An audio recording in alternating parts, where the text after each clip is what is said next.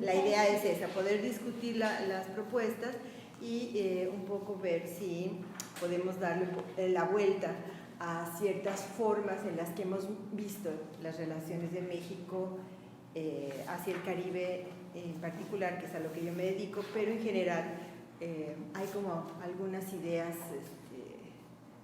como que prevalecen, o de pronto hay declaraciones que parece que están descubriendo el hilo negro, ¿no? Como cuando la ex secretaria de Relaciones Exteriores dijo como gran novedad que México tenía intereses, no nada más eran los puros principios, ¿no? Entonces, lo acaba de descubrir.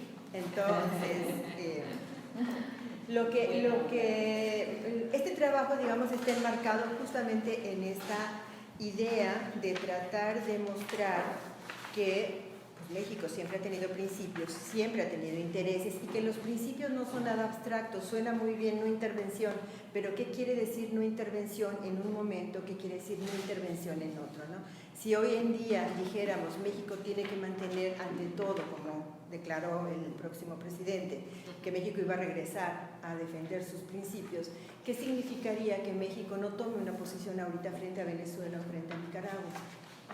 Entonces, este ejercicio lo hice con un acontecimiento dramático de finales de la década de los años 30 y creo que permite ver, como les decía, la situación desde otra perspectiva. Cuando uno entra como a la documentación y puede leer las cartas y un poco también los silencios, se da cuenta que no todo es como esta idea del prejuicio que uno tenía de que las cosas eran de determinada manera, que los americanos siempre fueron los malos, que Trujillo tal y que los diplomáticos mexicanos tal otro, ¿no? Bueno, la base, digamos, el inicio del conflicto es una serie de matanzas que hubo de haitianos en la frontera de República Dominicana con Haití, pero que normalmente se conoce como si hubiera sido un solo día y una gran matanza, pero esto duró, como vieron en el texto, los que pudieron acercarse, duró más de un mes, fueron miles. Hay toda una discusión de si fueron tantos miles o menos miles, cualquiera haya sido la cifra, fue una cosa terrible, fue una cosa dramática, y fue un pretexto que utilizaron en un momento especial de la región, de cómo estaban las cosas en la relación con Estados Unidos, con los países latinoamericanos, con el régimen de Cárdenas, y por eso también resulta muy interesante, porque, bueno, pues sí, está prevaleciendo la política de la buena vecindad, los norteamericanos se comportan de una cierta manera, está el régimen de Cárdenas que está pretendiendo llevar a cabo una serie de medidas y tiene muchos conflictos con los norteamericanos y sin embargo pues están dialogando y están resolviendo cosas, y eso es como creo que una de las cosas más interesantes que salen de la documentación, cómo uno puede percibir a través de esa correspondencia los nexos las relaciones que existen entre los individuos, las lealtades entre las amistades, y cómo las negociaciones no necesariamente son de arriba para abajo, son bastante horizontales, ¿no? Y hay como un clima digamos, un clima de camaradería, no sé si es la mejor palabra, pero donde estos individuos que se están relacionando tienen como un entorno y unas características que los hace bastante, o sea, que hace factible estos vínculos, ¿no? Porque son gente formada en ciertas ideas, son gente culta, gente bien preparada incluso en su oficio, los que son abogados sí conocen bien el derecho internacional, en fin, son intelectuales de grandes vuelos los que están incluidos en todo esto, ¿no? Pero bueno, en esencia, este trabajo lo que narra es eso. Octubre, noviembre, básicamente noviembre, diciembre y parte de enero, 2 meses y medio, ¿qué está pasando en la propuesta de intervenir mediante los buenos oficios para resolver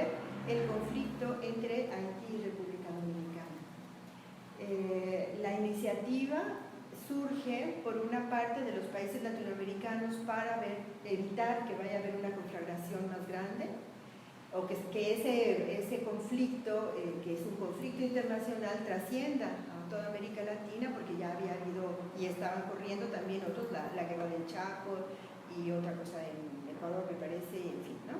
Y la misma relación con los Estados Unidos. Y por otra parte de los Estados Unidos, que también firmaron el tratado en el que se comprometieron a no intervenir y no maniobrar, pero también están preocupados por lo que está ocurriendo. Entonces, ¿cómo se mueven estos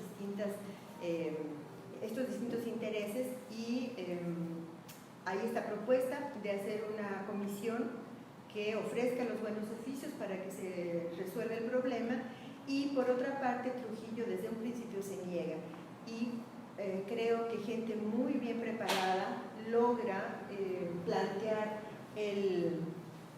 la defensa de Trujillo en términos de ese conflicto que surge de la matanza. Es un problema local, no es un problema internacional, y en la medida en que es un problema local estarían infringiendo los principios de la soberanía, la no intervención, que no se maneja mucho en la documentación, pero que está en el sustrato, y bueno, hay toda una campaña de despliegue de dinero, de mandar a sus pesos pesados a las negociaciones, y finalmente logran que Haití acepte ese trato directo con República Dominicana.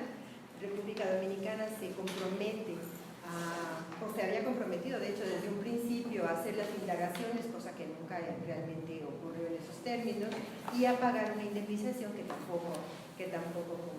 Y el otro polo en el que estaban México, Cuba y Estados Unidos ofreciendo los buenos oficios, fracasa en ofrecerlos.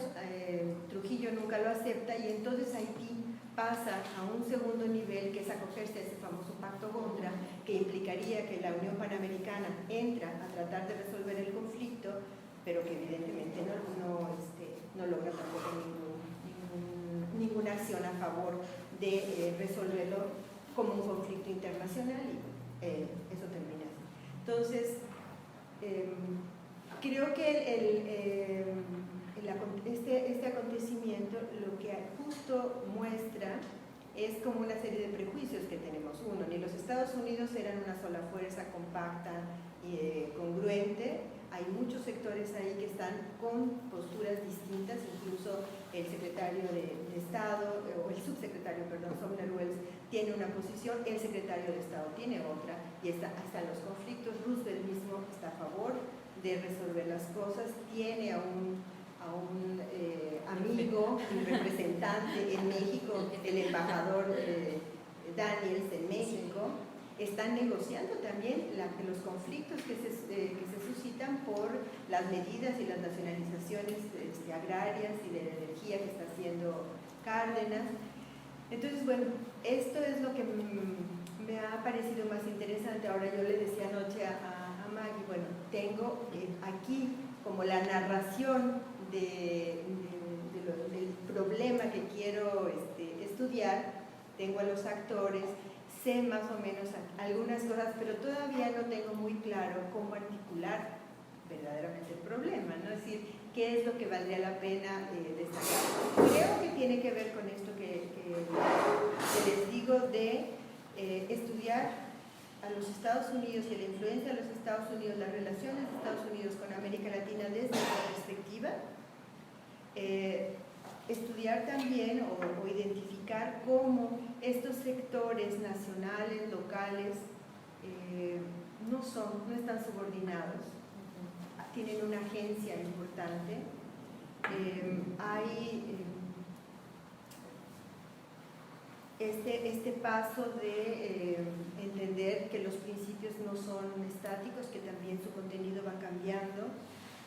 Bueno, por ahí es que estoy, ¿no? Sí, creo que es interesante ver los procesos, pero cuando uno entra como a estos detalles, se da cuenta que el proceso está también encabezado por alguien y que no es que ese alguien dirija y haga todo, pero sí juega papeles importantes, ¿no? Tienen una agencia, ¿no? Entonces un poco por ahí es que estoy. Aquí hay como 40 páginas que todavía no están en su versión final, pero bueno, básicamente es como el planteamiento, ¿no? Entonces, bueno, ahí le puse un título a raíz de un artículo en un periódico que es Murder in the Tropics, la tensión interamericana en la frontera dominico-haitiana. Y es precisamente era algo que yo te quería preguntar, porque no lo vuelves a tomar en el texto, entonces... Ok. Sí, bueno, sí. Cuando yo digo ahí en una sección que lo que sí recibía la secretaría era la prensa, como que las noticias pongo como esos ejemplos, y uno de ellos es este que se llamaba así, ¿no? Y de ahí lo tomé. Entonces, bueno, y porque alude, y creo que sí sería bueno retomarlo, porque alude precisamente como a estos estereotipos de lo que uno se imagina el Caribe siempre, ¿no? Bueno. Suena como James Bond. Ajá. Se me hacía como algo que podría salir perfectamente en una película sobre Jamaica de James Bond. De Donahue. Sí. Ajá. Bueno, entonces, la posición de México ante el conflicto suscitado entre Haití y República Dominicana a finales de 1937 es mucho menos conocido en comparación con otros temas que han servido para examinar la política internacional del régimen cardenista. Constituye un buen ejemplo para estudiar cómo se desarrolló esa política entre la defensa de los principios y la de los intereses. Durante unas cuantas semanas fue el telón de fondo para dirimir preocupaciones locales, bilaterales, regionales. En torno a su solución, reunió a hombres avesados en el derecho internacional y en las formas diplomáticas en defensa de la paz interamericana. ¿En qué consistió este incidente? ¿Qué papel tuvo México en procura de una solución? Pues veamos con detalle el asunto, ¿no? Primeras noticias. Y entonces, bueno, curso semana pasada, registráronse asesinatos haitianos, territorio dominicano, largo frontera noroeste. En represalias, haitianos han matado dominicanos, territorio haitiano limítrofe. Así comienza un largo telegrama recibido el 15 de octubre de 1937 en las oficinas de Jaime Torres Bodet, jefe del Departamento Diplomático de la Secretaría de Relaciones Exteriores. Es el primer aviso que llega a la dependencia acerca de esos terribles acontecimientos. Pues ahora no sé cómo funciona. Es el primer aviso que llegaron de esos terribles acontecimientos que fueron motivo del despliegue de estrategias diplomáticas a nivel regional, en las que los representantes de México, combinando principios y pragmatismo, desempeñaron un papel significativo en defensa de los intereses nacionales. No obstante, que lo que provocó la actuación de los diplomáticos mexicanos fue un hecho dramático, su participación debe entenderse en un contexto más amplio, el de las relaciones interamericanas y el papel en ellas de Estados Unidos, así como y sobre todo en el marco de las relaciones bilaterales de México con su vecino del norte. Por otra parte, debemos considerar la política del buen vecino desplegada por Estados Unidos, la interamericana de los países latinoamericanos y la amenaza de guerra en Europa con las acciones del eje.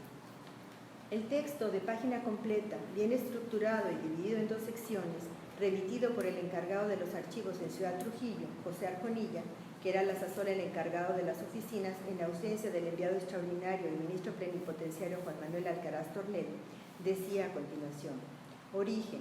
Durante gira provincia fronterizas, presidente Trujillo diose cuenta invasión pacífica, numerosas gentes indigentes haitianos, principalmente región noroeste. El texto sigue y señala que al terminar la gira, Rafael L. Trujillo consideró aplicar medios drásticos necesarios para expeler dichos inmigrantes, en su mayoría clandestinos por ser considerados indeseables. La medida, según el telegrama, fue enviar fuerzas militares para incendiar las chozas. Aunque el conflicto había iniciado días antes, la prensa había guardado silencio absoluto hasta ese día, 15 de octubre, cuando se dio a conocer la noticia, acompañado de las declaraciones del secretario interino dominicano y del ministro de Haití en Ciudad Trujillo, en sentido de que habían hecho ofrecimientos de indemnización. En el comunicado se afirmaba que el incidente fronterizo no tenía trascendencia, que el gobierno dominicano reprobaba los hechos y que se había abierto una investigación para fijar responsabilidades y aplicar sanciones. Se aseguraba además que todo se solucionaría a satisfacción de ambos gobiernos, pues las relaciones cordiales existentes no habían sufrido menoscabo. Al respecto, además de la impresión que causa lo narrado, el telegrama incluye en la última parte una sección titulada Mi comentario, en la que Arconilla afirma: estas declaraciones no expresan realidad de lo otro, demuestran intención gobierno dominicano hacer simulacro, investigación y aplicación sanciones. Al presente, situación nuevamente normal. Continuaré informando. Acotación que refleja la postura del encargado sin temor a la censura y que probablemente corresponde, a lo mejor todavía no lo sé, a un primer periodo donde el control todavía no es tan férreo, porque diplomáticos posteriores sí tienen que hacer toda una estrategia para sacar la información de República Dominicana, ¿no?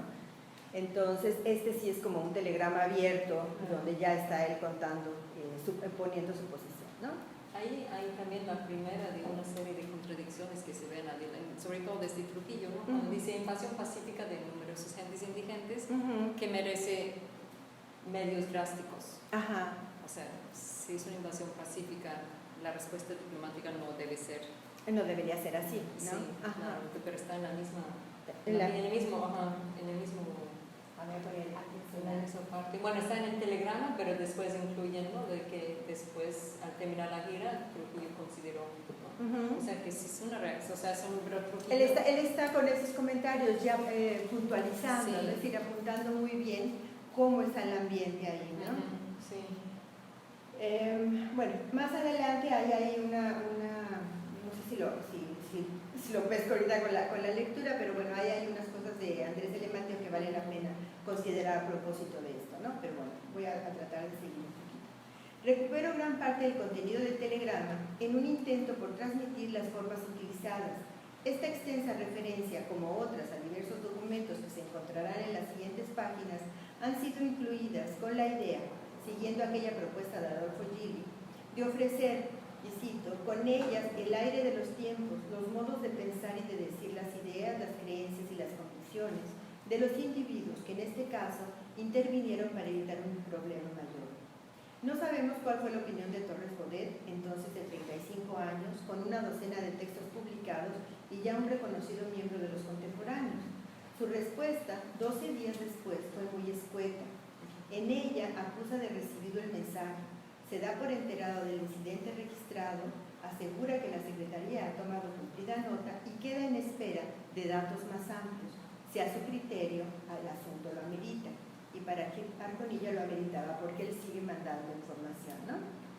Bueno, entonces él hace una serie de mensajes, telegramas, contando este acontecimiento, ¿no? Por ejemplo, en el siguiente telegrama reservado comenta dos asuntos relevantes. El primero, la estrategia del presidente Trujillo a fin de dar apariencia gobierno popular suyo, al solicitar permiso al Congreso para salir del país, mismo que le fue negado tras el incidente fronterizo. Pero inmediatamente aclara, Aprilla, ¿no? Como las cámaras no tienen libertad de acción, es evidente que actitud asumida fue dictada por Trujillo. En segundo lugar, señala que desde hace algún tiempo el gobierno estaba equipando al ejército con armamento moderno, cito, para mantener paz interna, situación que considera normal, pero que provoca animosidad por el incidente de la frontera.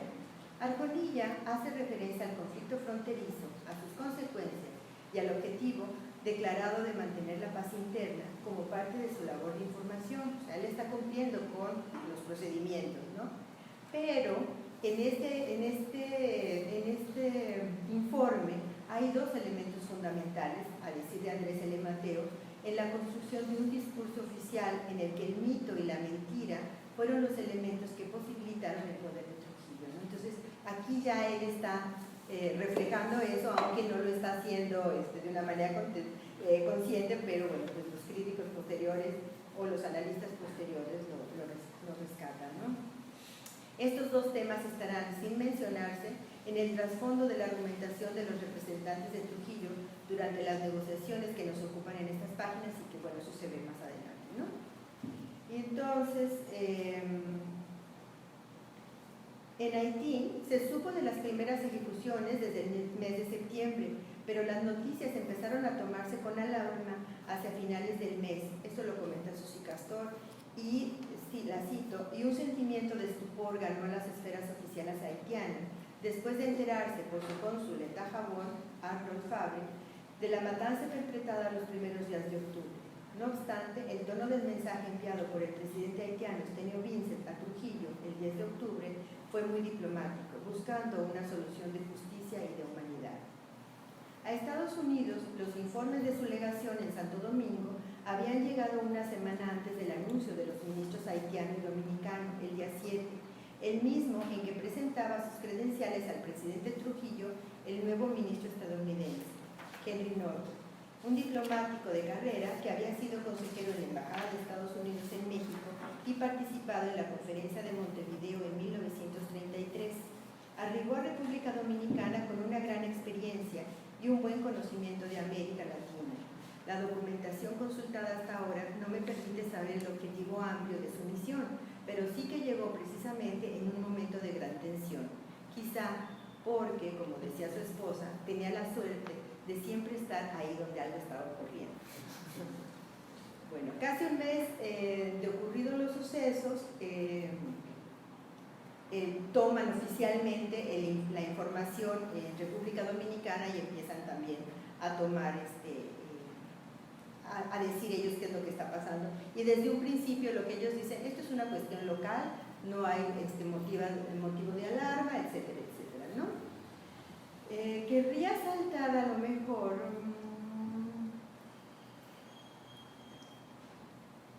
bueno, entonces, para cuando el secretario Eduardo Jai recibió en la Ciudad de México la nota de Pina Chevalier, el representante dominicano, ya estaba enterado por el embajador de nuestro país en Estados Unidos, Francisco Castillo Nájera, de que al Departamento de Estado, es decir, a Benjamín Sumner Welles, entonces subsecretario de Estado, varios representantes latinoamericanos le habían solicitado que Estados Unidos invitara a dos países a ofrecer su mediación en el conflicto Haití-Dominicana y que Welles había sugerido que fuera Cuba el país que tomara la iniciativa e invitara a México y Estados Unidos. Y ahora van a querer prender el aire, ¿verdad?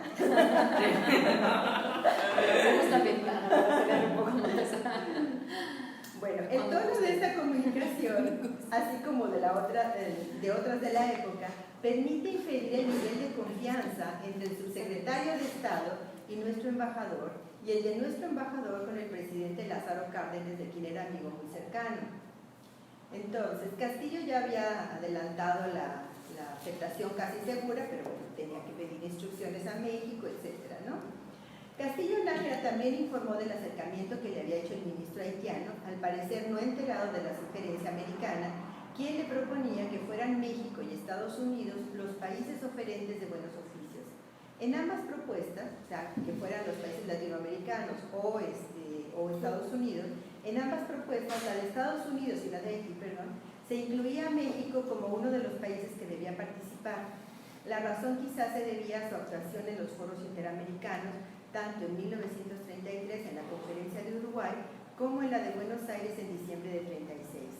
En la primera, la delegación mexicana encabezada por José Manuel Puig Casaurán defendió la aprobación de la enmienda Platt. En la segunda, Castillo Nájera había tenido una participación destacada, encargado de formular el protocolo adicional de no intervención, suscrito por Washington, que se comprometió a no intervenir nunca, en forma alguna y bajo ninguna circunstancia, en ningún país de América. En esa labor, Castillo Nájera había sido apoyado por Alfonso Reyes, entonces embajador en Argentina, y por la que este último llamaban American Legion, es decir, el equipo que trabajaba con el embajador en Washington, entre ellos el padre de Carlos Fuentes, por ejemplo, ¿no? Pero bueno, un poco lo que está aquí es justamente como identificar quiénes están en este tejemaneje, ¿no? Y son todos gente que está muy preocupada por un proyecto. Están además muy preparados, han logrado triunfos en términos de los acuerdos a los que se han llegado y uno puede decir lo que sea, pero por lo menos en esos años funcionaron, ¿no? Y ciertamente los Estados Unidos están muy conscientes del papel que juegan, pero también con mucho cuidado de cómo lo están haciendo, ¿no? Y por otra parte, no es cierto que estos profesionistas latinoamericanos, abogados, defensores del derecho internacional, están nada más viendo a ver cómo sortean las propuestas de los Estados Unidos. Ellos se están organizando y ellos están proponiendo cosas que llegan a imponerse, ¿no? o a aceptarse. Bueno, entonces, sí creo que vale la pena pues retomar algunas cosas, ¿no? Cuando Castillo Nájera le cuenta una correspondencia muy detallada, porque Castillo Nájera lo que hacía era que mandaba telegramas e inmediatamente llamaba por teléfono en cuanto algo ocurría, pero casi diario, cada tercer día, o sea, muy seguido, hacía unas cartas enormes, 11, 20 páginas, en las que detallaba todo lo que estaba ocurriendo, ¿no? Entonces, bueno, lo que yo estoy resaltando de una de las cartas, precisamente de Castillo, donde informa de todo esto, es que llama la atención es que hayan sido países latinoamericanos los que pidieran a Estados Unidos que interviniera en el asunto. Hoy olvidamos que en la época el sentimiento panamericano era compartido por nuestros países y que la política del buen vecino hacía que Estados Unidos fuera muy cuidadoso en sus relaciones con América Latina. Tanto Cárdenas como el subsecretario de Relaciones Ramón Beteta, a propósito de la Conferencia de Paz en Buenos Aires, habían hecho alusión al espíritu predominante de tratar de ir más allá de fórmulas verbales para lograr un instrumento de real eficacia que mantuviera la paz. Lo segundo y más intrigante es que Sonderwells tuviera tan buena comunicación con Castillo Nájera. En lo que iba del año, la situación entre México y Estados Unidos no había sido fácil ante las medidas tomadas por el gobierno cardenista respecto al reparto de la tierra que afectaba a grandes propietarios estadounidenses, así como en relación a la expropiación del ferrocarril y a las diferencias con las compañías petroleras. Basta ver la versión que ofreció de esas tensiones Salvador Novo en su columna semanal con su particular estilo y ironía. Y sí vale la pena siempre leer a Salvador Novo. Un asunto adicional que estaba en el trasfondo era la posición de México frente a la situación en España. Al respecto, como recordaba Jesús Silva Gerso, el gobierno cardenista estuvo, cito, desde luego y sin vacilación del lado de la República, posición que fue cuestionada en su momento por el Comité de No Intervención. En tercer lugar, llama también la atención la intensa actividad de Wells en relación con el problema caribeño, cuando al mismo tiempo Estados Unidos estaba atento a la situación europea y en el Pacífico, aunque ninguno de esos temas se hubiera tratado en la sesión de noviembre del Congreso. Bueno, entonces,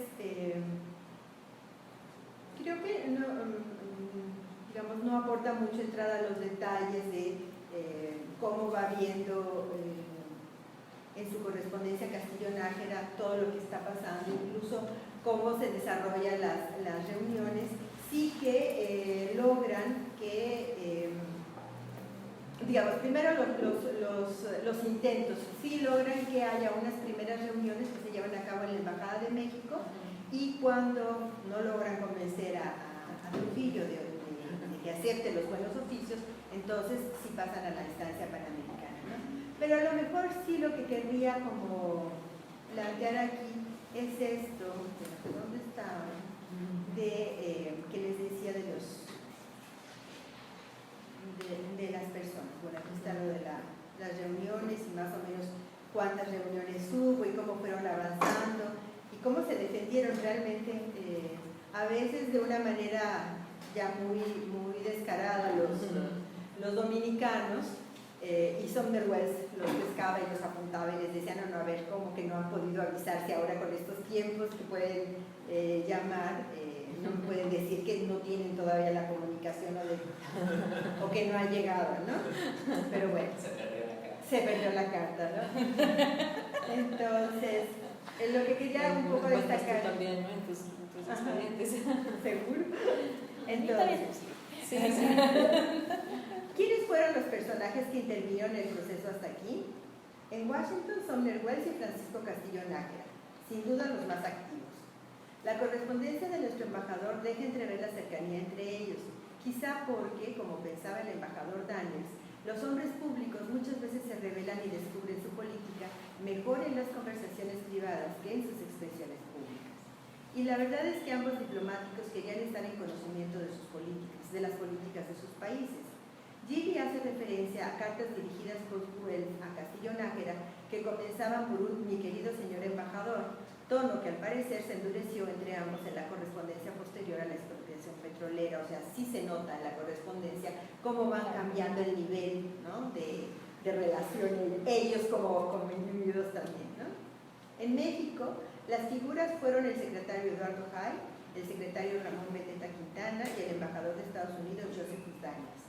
Hay, ingeniero de profesión y graduado en Estados Unidos, ocupaba la Secretaría de Relaciones desde diciembre de 35, después de la limpia de callistas que hizo Cárdenas.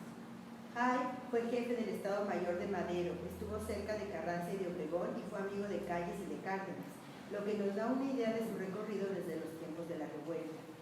Eduardo Beteta Quintana, también general como Hay como Castillo Nájera, era famoso por su liberalismo, defensor de la política agraria, educativa y petrolera del general Cárdenas. Amelia Kidl, citando al embajador Dáñez, dice que Beteta era considerado el más cercano al presidente, incluso a lo mejor o casi igual que Rodríguez, que era su secretario privado, o el general Mújica, ¿no?, que era el de comunicaciones.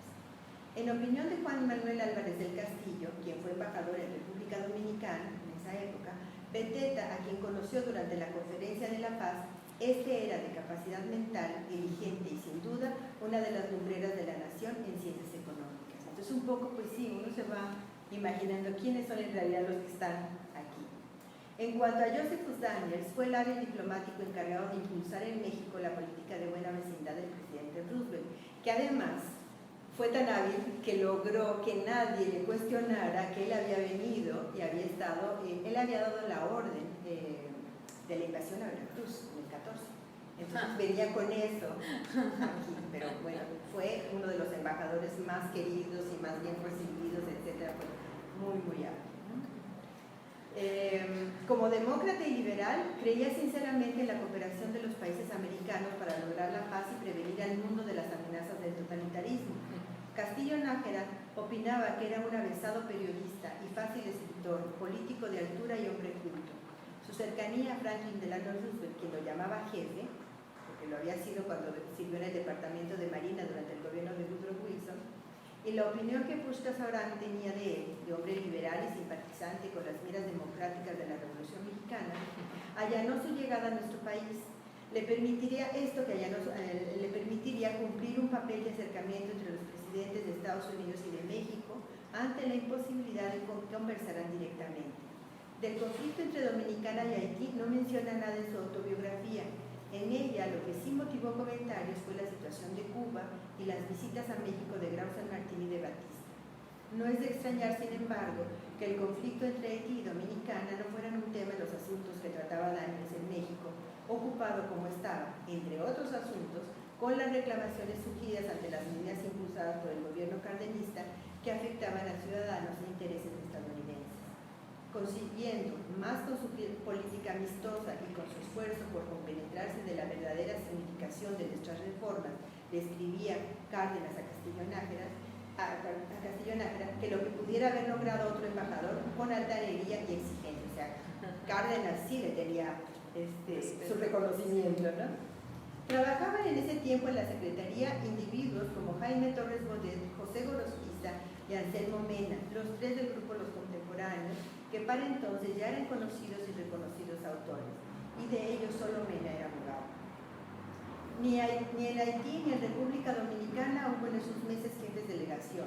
La oficina de Puerto Príncipe estaba cerrada, y estaba cerrada porque en Haití habían llevado a cabo una intensa campaña contra el gobierno mexicano y las medidas revolucionarias, ¿no? Y la de Santo Domingo estaba encargado el canciller José Arjonilla. En Cuba, nuestro embajador Alfonso Cravioto, un escritor y político reconocido que estaba a punto de regresar a México después de una estancia de 4 años en La Habana, fue sustituido para cuando se desarrollaron las reuniones por el jalisciense Francisco González Guerrero, poeta y crítico literario, quien había quedado como encargado de negocios. Valdría la pena explorar un tema que surge al examinar el periodo analizado y que queda pendiente todavía hasta ahora, ¿no? Y que creo pues, que es el central finalmente. Se trata del papel que tuvo la amistad en la formación y cohesión de los grupos políticos en México, como apunta Rogelio Hernández. No solamente entre el embajador y el presidente mexicanos, y entre el subsecretario y el presidente, o en otros círculos nacionales. También en Estados Unidos los lazos de amistad generaban sólidas lealtades.